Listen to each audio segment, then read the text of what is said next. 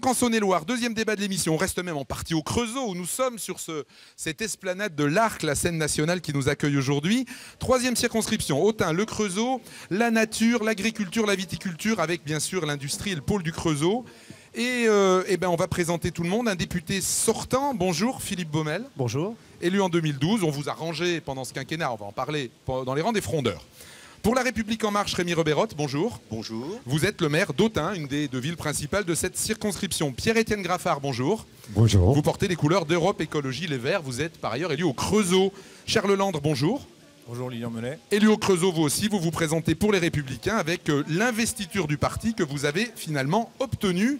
Quentin Bijard, bonjour. Bonjour. Vous êtes le candidat du Front National dans cette élection. Et Pierre Aceituno, bonjour. Bonjour. Candidat pour la France Insoumise. Pour mieux vous connaître et pour vous comprendre, nous vous proposons donc de vous présenter, de nous dire quelles sont vos motivations. On va faire ça dans l'ordre dans lequel je vous ai présenté, en commençant par vous, Philippe Baumel. Eh bien, écoutez, moi je suis donc député depuis 5 ans. Je souhaite renouveler ce mandat tout simplement pour continuer à défendre ce territoire, un territoire qui a bien besoin d'être toujours et encore entendu à Paris sur des dossiers industriels, sur des dossiers sanitaires, sur tout ce qu'il faut en vérité pour développer un territoire qui ressurgit progressivement dans un contexte difficile. Merci. Rémi Rebeyrotte. Oui, professeur d'économie, parce que c'est important, j'ai toujours souhaité ne pas être un professionnel de la politique, mais aussi de garder un métier. Ça, c'est quelque chose d'important. Maire d'Autun, président du Grand Autunois Morvan et candidat pour La République En Marche, c'est-à-dire pour donner une majorité au président de la République et faire en sorte que le projet qu'il a présenté puisse concrètement se mettre en œuvre au service du pays. Merci Rémi Rebeyrotte. Pierre-Étienne Graffard, vos motivations, votre personne. Alors, c'est pas flagrant à première vue, mais je suis nouveau en politique. Mon engagement remonte en 2014 pour les municipales du Creusot, comme vous l'avez dit. 3 ans en tant qu'élu pour appréhender les problématiques du territoire et le champ des possibles dans les politiques menées. Sous les couleurs d'Europe Écologie Les Verts, c'est une offre de service que je fais à toutes celles et à tous ceux qui souhaitent la prise en compte des enjeux auxquels nous devons faire face, la santé, l'énergie, le travail, le climat. Ça, dans des solutions novatrices et respectueuses, et de l'humain et de son environnement. Merci. Charles Landre. Bonjour, je suis creusotin, je me suis présenté à l'élection municipale au Creusot en 2014, où j'ai réuni 48% des suffrages, et j'ai une activité indépendante dans le domaine de la communication. Alors depuis 18 mois, je sillonne la circonscription, je me suis rendu dans les 127 communes qui la composent, et parce que maintenant je crois que je connais bien le territoire, eh bien, je souhaite le défendre à Paris parce que nos territoires de petits villages, nos territoires ruraux en ont besoin. Je souhaite le promouvoir, le valoriser et puis aussi porter, parce que je crois que je l'incarne, des pratiques politiques nouvelles. Merci. Quentin Bijard. Bonjour, Quentin Bijard, j'ai 22 ans. Je suis du Creusot, je suis commercial depuis 6 ans, j'exerce en tant qu'auto-entrepreneur dans l'informatique. Je me suis engagé, moi, politiquement à mes 16 ans en adhérant au Front National. Puis j'ai milité jusqu'à maintenant dans toute la Saône-et-Loire. Je suis actuellement le responsable du Front National de Saône-et-Loire Jeunesse. J'ai beaucoup d'ambition pour le territoire concernant la sécurité, l'emploi, l'école de la République. C'est donc pour cela que j'ai décidé de me lancer dans la bataille des législatives pour porter des valeurs qui me sont chères, celles de Marine Le Pen et pour défendre la ruralité. Merci. Pierre Aceituno. Alors bonjour, c'est Pierre Aceituno, j'ai 25 ans. Et je suis venu ici pour pouvoir défendre le programme L'Avenir en commun, le programme de la France Insoumise, parce que je pense que c'est le seul qui est à même de répondre aux enjeux climatiques, aux enjeux sociaux et aux enjeux écologiques qui se présentent à nous aujourd'hui. Alors on va faire un peu de politique et de politique nationale, vous l'avez compris, on fait ça dans chaque émission, mais finalement le contexte nous l'impose un peu. Philippe Baumel, au Parti Socialiste, il y a une ligne Benoît Hamon et une ligne Bernard Cazeneuve, on va dire. C'est pas tout à fait la même par rapport au président de la République. Vous vous situez où? Vous dites quoi aux gens que vous rencontrez dans cette campagne? Écoutez, je ne crois pas que cette campagne serve à faire un congrès du Parti Socialiste. Je pense que l'enjeu est tout à fait différent. L'essentiel aujourd'hui, c'est... Non, mais elle sert à dire où vous vous situez quand même par rapport au président. Absolument. Mais je pense qu'on a à peu près repéré dans cette circonscription où je me situe. Et je suis socialiste et parfois, il m'arrive aussi de dire non à un certain nombre de projets. Je l'ai fait pendant ce mandat. Je l'ai fait quand il s'est agi, par exemple, de dire non au CICE, de dire non à la loi travail et d'être aussi en rupture sur la déchéance de nationalité. tout ça, ça éclaire peut-être le chemin pour le mandat qui vient. C'est-à-dire qu'il faudra être constructif, mais il ne faudra pas se perdre. Il faudra savoir accepter un certain nombre de réformes, mais il faudra toujours être en vigilance sur une colonne vertébrale qui est à la fois celle de la République et celle de la gauche. Pierre-Étienne Graffard, il y avait eu accord Europe Écologie PS avant la présidentielle. Maintenant, vous êtes plus côte à côte, mais face à face. Par rapport à ce que dit Philippe Baumel, vous vous situez où ? Nous, et je m'inscris dans la cohérence politique qui a été la nôtre pour les présidentielles avec la plateforme Jadot-Hamon. Nous n'avons pas retrouvé les conditions pour prolonger notre accord programme, faute de temps. D'où notre autonomie sur cette élection. Toujours par cohérence, mais sans rejoindre la majorité présidentielle, nous soutiendrons Nicolas Hulot pour mettre en œuvre la transition écologique et la solidarité que porte son ministère. Pas besoin d'être écologiste pour se rendre compte de la rudesse de sa tâche. Pour le reste, nous serons vigilants, clairement dans une opposition constructive. Quand le libéralisme qu'on nous promet nous le permettra. Charles Lambres, Premier ministre de droite, vous allez dire, c'est la question que j'ai déjà posée tout à l'heure à Gilles Platrès, si vous avez bien écouté. Voilà. Mais c'est la même question qui se pose pour vos électeurs potentiels. Moi, je crois que d'abord, pour faire de la politique aujourd'hui, il faut de la constance dans l'engagement, la constance des idées. Et qu'il y ait eu des débauchages individuels entre les deux tours de la présidentielle, après le deuxième tour de la présidentielle et avant les législatives, cela regarde ceux qui l'ont accepté.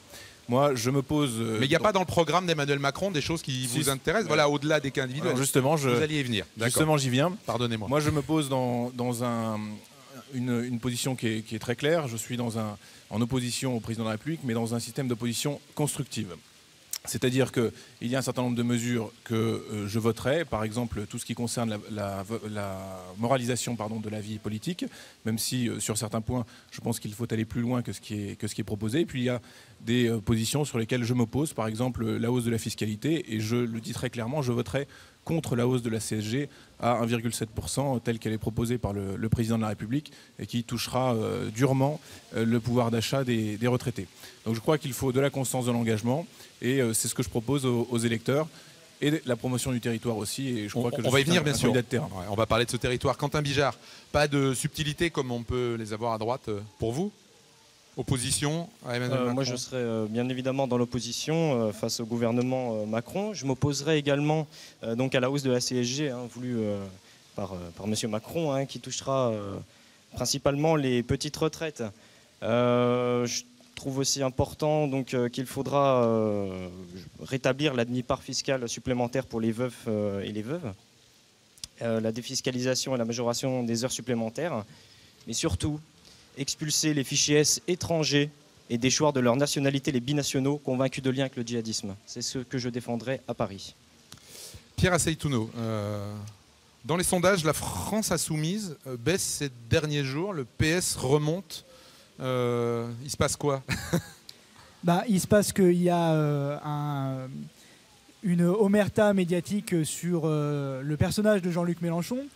On attaque sa personne au lieu de parler des idées qu'on défend. Alors, est-ce que c'est du fait des polémiques qui se sont installées dernièrement, ou est-ce que ça vient du fait que Jean-Luc Mélenchon a peut-être mal répondu ou mal compris ce qui lui était reproché. Vous l'expliquez sur le terrain, ça, aux gens que vous rencontrez, vous en parlez ? Moi, ce que j'explique sur le terrain, c'est que de toute façon, on ne vote pas pour une personne. Là, on est en train de décider des gens qui vont gouverner le pays dans les 5 prochaines années. Et donc de la politique qui va être mise en place. Qu'on soit d'accord avec les prises de position de Jean-Luc Mélenchon, et notamment sur l'affaire Cazeneuve, qu'on soit d'accord avec lui, qu'on trouve que le terme qu'il a employé est abusif ou pas, ça n'a pas d'importance. Ce qui est important, c'est quelles idées nous défendons. Merci. Rémi Rebeyrotte, alors candidat d'En Marche, ça veut dire soutien plein et massif au président de la République. En étant subtil, marcheur de gauche ou marcheur de droite ? Alors, tout d'abord, marcheur, et ça c'est important. Le débat a au moins le mérite d'être clair. 5 opposants sur le plateau et quelqu'un qui porte le projet du président de la République, avec la volonté, bien sûr, de l'enrichir. J'ai entendu des oppositions raisonnées, constructives, c'est pas frontal. Oui, opposition constructive, moi je demande à voir, si vous voulez. Comme la fronde, je demande à voir aussi. Moi, si vous voulez, je pense qu'effectivement, enrichir le projet, c'est une chose. Donner au président la chance de pouvoir mettre en œuvre le programme sur lequel il a été élu. Moi, je rencontre beaucoup d'électeurs qui disent on n'a pas forcément voté pour le président Macron au moment de la présidentielle. Mais maintenant, il est en place. Il réussit, je crois, vraiment à sans faute depuis qu'il a été élu. Je pense qu'il prend vraiment complètement la dimension, il incarne pleinement la dimension de la fonction. Et beaucoup me disent, on va lui donner effectivement sa chance, la possibilité de pouvoir rassembler pour réformer le pays. Parce que nous avons besoin d'une majorité d'idées et d'une majorité qui réforme le pays. Il y a eu un petit clin d'œil à vous, Philippe Baumel, en disant opposition constructive, j'y crois pas, c'est comme la fronde. C'était pour vous la fronde. Peut-être, oui, tout à fait, mais c'est pas grave. Moi, je suis plutôt fier d'avoir été frondeur parce que pour moi, c'est le témoignage d'une fidélité. Fidélité au mandat qui m'avait été donné, fidélité à mes électeurs qui ne m'avaient jamais élu, pas plus moi que François Hollande, pour essayer de mettre en place, par exemple, la déchéance de nationalité. Donc, j'ai été fidèle, je serai fidèle. Je ne suis ni en marche, ni à la brasse coulée. On essaie simplement d'être utile dans un contexte qui est très difficile pour notre pays. Probablement que ce quinquennat est probablement le dernier qui peut être utile à la République et à la démocratie dans ce pays, parce que s'il venait à échouer, on sait bien que le rendez-vous suivant, c'est probablement le rendez-vous avec le pire, c'est-à-dire avec les extrémistes qui incarnent M. Bijard. Mais je pense qu'il faut donc du coup être constructif dans ce mandat et probablement, encore une fois, essayer de tenir une ligne. Je ne sais pas si elle est jaune ou si elle est rouge, je préférerais qu'elle soit rouge et ne pas se perdre dans des propositions qui risquent d'être très néolibérales. Je pense qu'il faut surtout de la cohérence. Surtout de la cohérence. C'est vrai qu'il faut être cohérent. Et par exemple, il faut essayer de garder son étiquette politique, de ne pas changer de veste comme on change de chemise. Et de la capacité d'être justement cohérent et de faire avancer le projet présidentiel dépend littéralement la réussite de ce quinquennat. Je le crois fondamentalement. Je ne suis plus dans un parti politique depuis 2012. Depuis le mois de novembre. Monsieur Robérot, au mois de novembre, écrivait encore au Parti Socialiste pour demander sa réintégration. Non, Monsieur Baumel. Je ne suis plus au Parti Socialiste depuis 2012. Et notamment, j'ai toujours été en conflit avec la fédération telle qu'elle était ici en Saône-et-Loire. Parce que, si vous voulez, la manière de faire de la politique, parce qu'il était tout le temps minoritaire, en étant en permanence, dans des logiques d'affrontement et de clivage, je crois que c'est justement ce dont aujourd'hui les Français ne veulent plus. Allez, j'en profite, je vous coupe. C'est le moment d'ouvrir un chapitre suivant et bien sûr vous allez tous vous exprimer encore plus sur le chapitre suivant. On va réaccueillir, alors je ne sais pas si le mot est bon, Benoît Montagioni, mon confrère du Journal de Saône-et-Loire. C'est notre partenaire pour cette émission, d'ailleurs, qui a d'ailleurs son siège juste là-bas, ici au Creusot. Ah, Benoît. Et on s'était dit, Benoît, que dans cette circonscription, on est au Creusot, bien sûr. Il y a le poids de l'industrie, et il y a le poids de l'industrie en particulier nucléaire qui peut être dans le programme de ces législatives. Oui, on est juste à côté de la forge d'Areva, qui est vraiment tout près. On va parler de la place de l'industrie et donc de celle du nucléaire. Et j'ai envie de me diriger vers le candidat écologiste en premier. Est-ce que c'est compliqué de faire campagne quand on est un candidat écolo, eh bien, sur les terres de l'industrie et un peu sur les terres du nucléaire aussi? Oui, bien sûr que c'est compliqué et bien sûr que ça demande des explications et de la pédagogie, peut-être en plus du fait qu'on est sur un site qui est marqué par le nucléaire. Pour le nucléaire, la question est malheureusement très simple parce que les faits travaillent pour nous. Je dis malheureusement parce que rien n'est anticipé. Pas de stratégie énergétique au niveau national digne de ce nom, pas de préparation industrielle pour la reconversion. Donc c'est compliqué, tout à fait. Mais au contraire, on assiste malheureusement encore une fois à un entêtement dogmatique, entre autres sur les EPR. Bon, je rappelle que l'EPR, c'est 3 milliards annoncés. Aujourd'hui, alors qu'on n'a encore pas démarré, c'est 10,5 milliards. Ça donne juste une idée de cette dérive de la filière nucléaire. Je vous coupe pour pas qu'on parte trop dans les temps, Pierre-Étienne Graffard. Sinon, après, je ne pourrais plus vous donner de temps de parole. On va continuer avec Rémi Robérot, par exemple. Le ministre de l'Environnement que s'est choisi Emmanuel Macron et Édouard Philippe, c'est Monsieur Hulot. Quand on est candidat ici sur la circonscription du Creusot, est-ce qu'on dit aux électeurs, moi, ma vision du nucléaire, c'est la même que celle de Monsieur Hulot? Moi, je crois que l'objectif fixé par le président de la République, qui est d'augmenter en quelque sorte la diversité du mix énergétique, et de ramener la part du nucléaire à 50% en 2025. C'est un objectif déjà, compte tenu de notre situation d'aujourd'hui, c'est un objectif ambitieux, j'allais même dire audacieux. Donc ça ne veut pas dire qu'on tourne la page du nucléaire, ça veut dire qu'on en diminue effectivement la part, on continue à porter les recherches et l'innovation dans le secteur du nucléaire, et ce n'est pas effectivement en terre creusotine que l'on va découvrir ce qu'on peut encore améliorer, comment on peut innover, comment on peut chercher encore davantage la recherche, la formation dans le secteur du nucléaire. Ça parle en terre creusotine. Philippe Baumel, vous avez soutenu pendant l'élection présidentielle Benoît Hamon, candidat du Parti Socialiste, qui est venu dans le coin, qui est venu visiter l'entreprise qui fabrique des mâts d'éoliennes.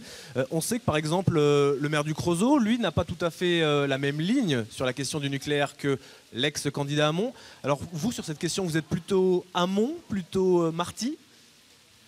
Je pense qu'il faut évidemment considérer l'existant. On a un point de départ qui est celui d'une industrie nucléaire, une énergie nucléaire qui est très importante pour la consommation des Français et de l'industrie française. Et il faut tenir un objectif qui est celui de la conversion vers des énergies renouvelables. On a aussi une belle entreprise que vous avez citée, Seol, qui fabrique des mâts d'éoliennes ici. C'est toute cette logique-là qu'il faut savoir installer avec un véritable programme européen, une communauté européenne des énergies renouvelables. C'est cela vers lequel il va falloir tendre, et ça, il va falloir le défendre dans le quinquennat qui vient. Moi, j'ai très envie de défendre cette logique-là, parce que derrière tout cela, il y a une capacité de créer beaucoup d'emplois, notamment sur un bassin industriel comme celui-là.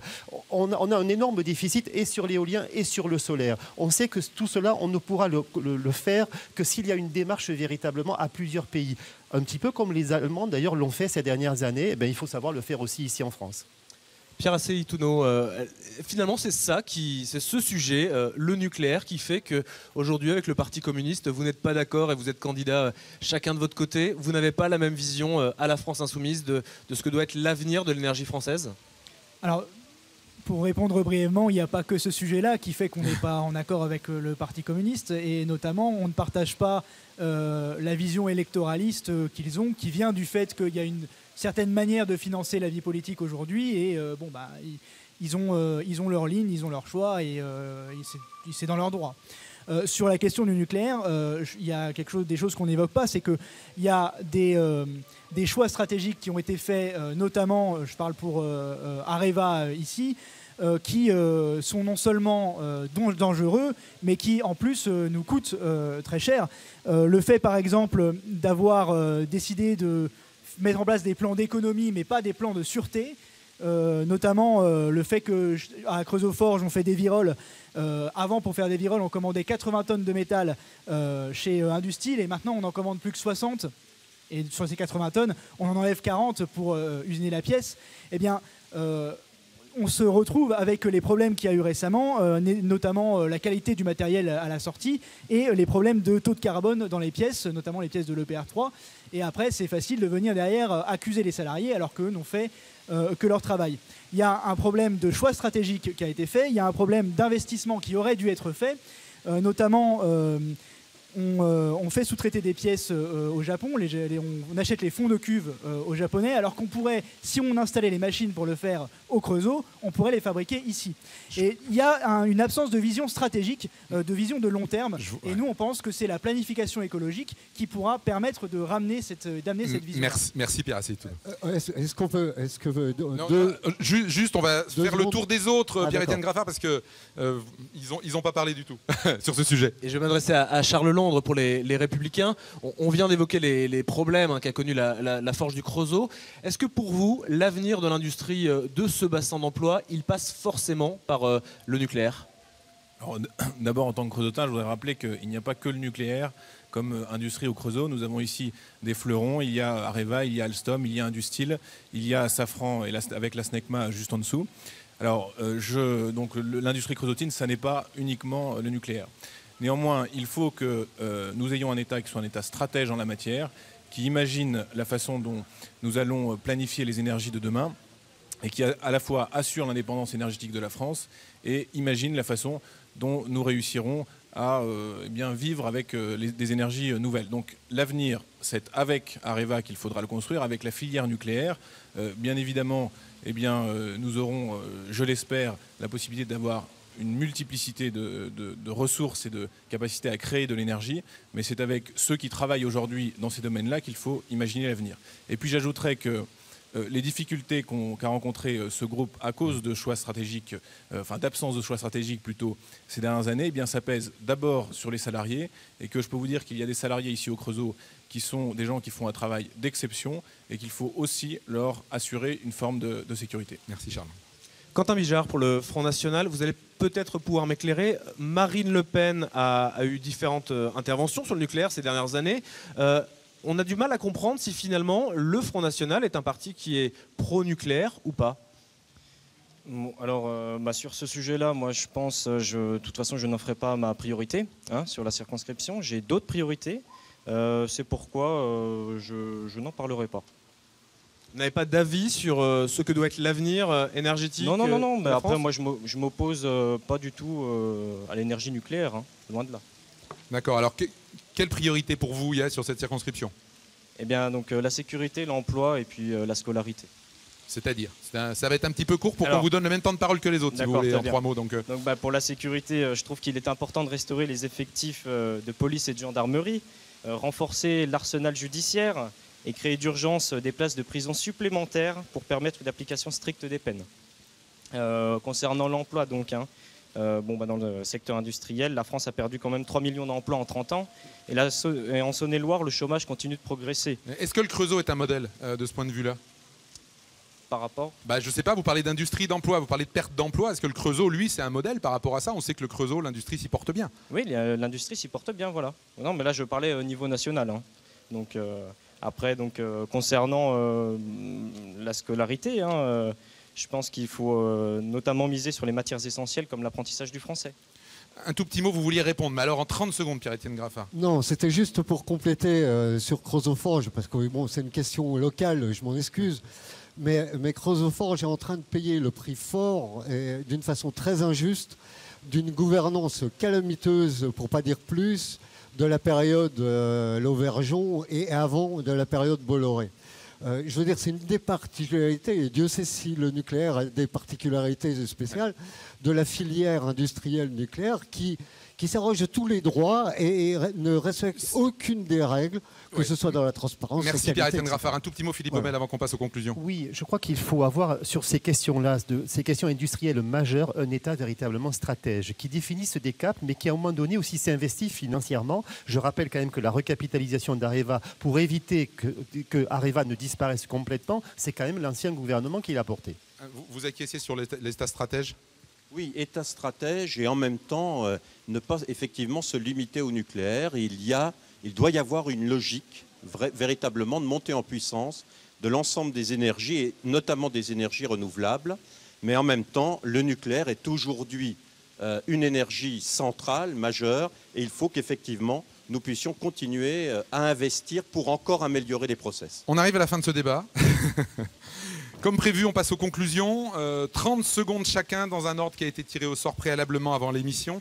Merci de respecter la règle. Pendant que vous parlez, d'ailleurs, les téléspectateurs voient les 30 secondes s'écouler en bas de l'écran. Et on commence donc ces conclusions par vous, Pierre-Étienne Graffard. Merci. Dimanche prochain, je sollicite votre confiance pour mettre en œuvre les engagements qu'on a pris pour la COP21 et pour l'application de la loi de transition écologique. Réussir cette mutation, c'est donner des solutions à de nombreux problèmes que nous connaissons, et en particulier le chômage. Sur la 3e circonscription, nous avons les moyens de participer activement à cette mutation. Ne laissons pas passer cette opportunité. Ces 5 ans à venir doivent être utiles à chacun de vous. Je souhaite y participer dans un travail parlementaire assidu, en étant vigilant, constructif, pour le bien-être et le bien-vivre de notre territoire, de la France et de l'Europe. Je vous coupe, Pierre-Étienne Graffard. On avait dit 30 secondes. Quentin Bijard. Alors, moi, député de la 3e circonscription de la Saône-et-Loire, avec mon suppléant Christian Denis, je m'engagerai à être proche et à l'écoute de mes concitoyens. Lors du 2e tour de l'élection présidentielle, la voix du peuple s'est fait entendre, plus forte que jamais, et il s'agit désormais de la faire résonner au sein de l'Assemblée nationale. Si vous m'élisez, je n'aurai qu'une seule boussole pour guider mon action, défendre la France et protéger les Français. Je défendrai les valeurs patriotiques et républicaines, celles de Marine Le Pen à l'Assemblée nationale. Merci Quentin Bijard. Pierre Asseitouno, c'est à vous de conclure. Alors, ce que je voudrais dire aux Français, c'est d'abord ne donnez pas de majorité à M. Emmanuel Macron. Parce qu'il y a le code du travail, parce qu'il y a des urgences qui ne seront pas résolues avec ce monsieur et les gens qui le suivent. Je m'engage, moi, à être un député révocable, c'est-à-dire un député qui défend l'avenir en commun et qui respecte le mandat pour lequel il a été élu. Merci. Vous l'entendez, on est en public ici, je vous le rappelle, sur l'esplanade de l'Arc du Creusot. Quatrième à conclure, c'est vous, Rémi Rebeyrotte. D'abord, solidarité avec les familles endeuillées à Londres et condamnation absolue et ferme d'actes de cette nature. Et en même temps, volonté de construire avec l'Europe une sécurité encore plus forte et en lien entre tous. Avec Marine Mangionne, qui elle est originaire de Givry et qui habite Chagny, nous sommes les candidats de la République En Marche, ceux qui voulons justement donner véritablement la possibilité au président de la République de mettre en œuvre les mesures pour lesquelles il a été élu. J'ai tendance à penser que l'inverse pourrait nous ramener à des incertitudes importantes et peut-être à la chienlit. Merci Rémi Rebeyrotte. Philippe Baumel, c'est à vous. Écoutez, moi je voudrais être un député utile à cette circonscription sur un certain nombre de dossiers locaux qui ont été évoqués pendant cette émission, sur les questions industrielles, sur les questions des hôpitaux, sur les questions de l'éducation nationale, évidemment, et puis être utile aussi pour reconstruire ce pays, mettre en place et assurer le devenir de notre République à laquelle nous sommes très attachés. Tout ça, c'est très important. Ça peut nous projeter dans un 21e siècle de façon ou totalement positive ou totalement catastrophique. Donc, ce quinquennat a un enjeu majeur. Encore faut-il avoir, pour le porter, une majorité utile et des députés qui soient en capacité de porter un certain nombre de valeurs, pas uniquement de ceux qui se mettent dans l'air du temps pour finir par avoir un avenir de feuilles mortes. Merci Philippe Baumel. Et Charles Landre, c'est à vous. Donner une majorité utile. S'il vous plaît, on ne réplique pas aux conclusions. Charles Landre. On assiste finalement au congrès du Parti Socialiste. J'en suis ravi. Moi, j'ai été un candidat de proximité, de terrain, et je serai un député de terrain parce que je pense que nos territoires ruraux, nos territoires de petites villes et de villages, il faut les défendre à l'Assemblée nationale, et je le ferai. Je serai aussi un député avec des idées claires qui défendra les valeurs de liberté, de justice sociale, qui valorisera le travail. Et enfin, je suis un député qui serai un député en tout cas qui je crois incarne le renouvellement des pratiques. Et je crois que c'est plus que jamais nécessaire aujourd'hui. Et donc, je l'incarnerai pour la 3e circonscription, parce que nous sommes sur une circonscription qui a un potentiel et des atouts absolument extraordinaires. Merci Charles Landre. Merci à tous les 6. C'est terminé pour ce débat. Vous l'entendez, décidément, c'était vraiment en public, on ne vous a pas menti. Signalons aussi que son candidat sur cette 3e circonscription de Saône-et-Loire, Serge Desbrosses pour le Parti communiste, Roland Essaillant, France Robert pour DLF, Julie Lucotte pour Hello, Muriel Bertellier, Sylvain Garcia pour Résistant, Florence Pandreau pour l'UPR. Merci beaucoup Benoît. Merci à vous D'être venu participer à cette émission et on se retrouve